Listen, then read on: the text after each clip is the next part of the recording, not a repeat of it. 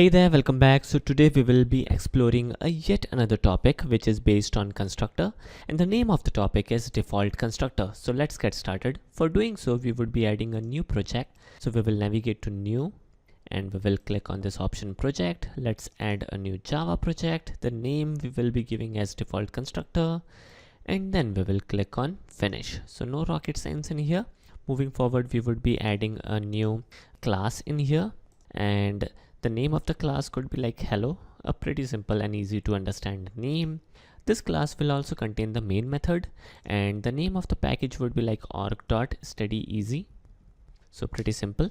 Moving forward, let's click on finish, and here is our class where we also have the main method. Now moving forward, we would be adding yet another class. The name of the class would be like smartphone.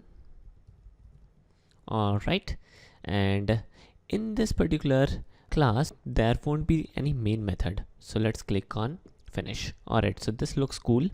Now friends, whenever we would like to create an object of a class, we know that the constructor would be called by default, right? So moving forward, in this class, first of all, we would be creating a property. The name of the property would be like brand, and in order to start with, let's initialize the brand with a generic name. Samsung could be a good option. All right, so now we have this property which is initialized already. And moving forward, let's also add a getter method for the same. So in here, let's generate a getter for the same. In here we have this option of select getters and setters, so we will select the getters option. So now we have selected the getters only. So Eclipse would be generating the getter method for us, which is amazing.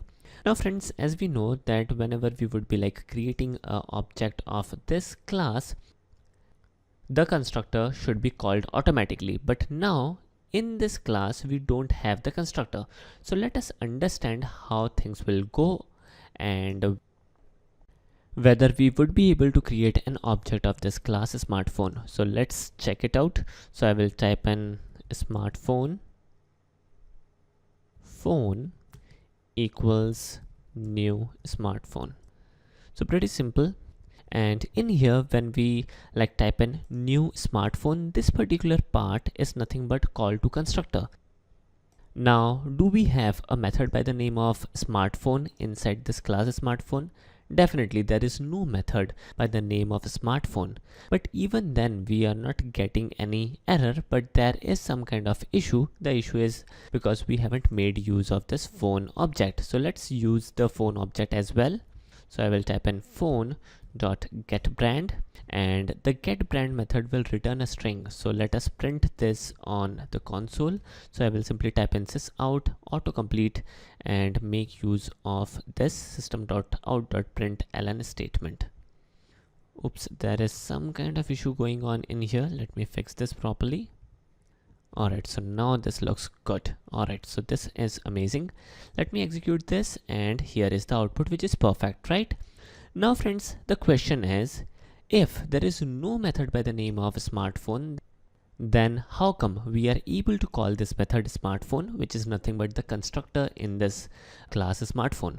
The answer is that whenever there is no constructor in the class, Java will inject a default constructor, and this is the reason why there is no issue and Java is handling things magically, and we need not to worry about anything about constructor.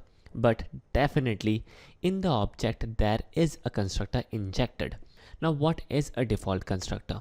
Default constructor is nothing but a constructor where there is no statement, and if I code a default constructor, then a default constructor looks like this. So I will type in public, the name of the class, and inside the body of this method is nothing. So this is which is injected automatically by Java.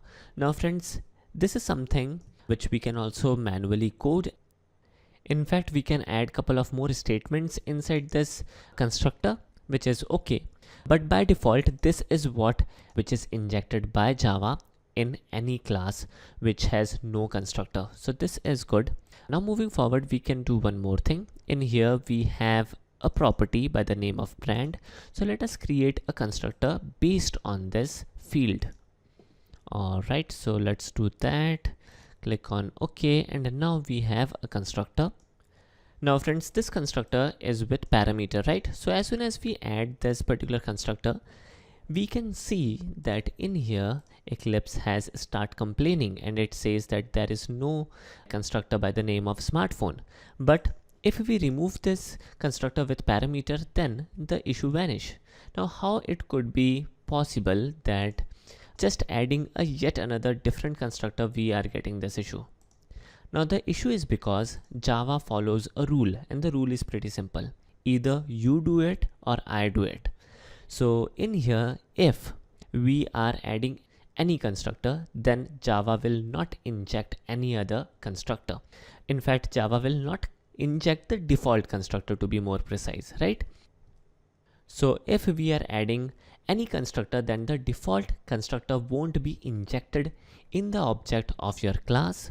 But if we are not making use of any constructor, then definitely the default constructor would be injected. So this was the point, and no rocket science in here. Always remember this, that if there is no constructor, then a default constructor would be added in your class, and inside your object there would be a constructor available for you. Alright, so this was all for today's video, and this video is important because of your interview perspective. These kind of knowledge are important when we start our career in world of programming and world of Java. Alright, so this is all for today's video. This is Chan signing off. Take care.